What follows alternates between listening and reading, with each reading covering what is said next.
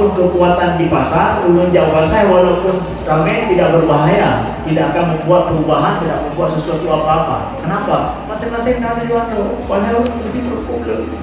Tetapi sebuah kekuatan terkonsentrasi, tapi punya sebuah tujuan yang jelas, yang baik, apalagi perbaikan umat, ya, punya satu goals bersama, kemudian ini adalah merupakan suatu hal yang signifikan.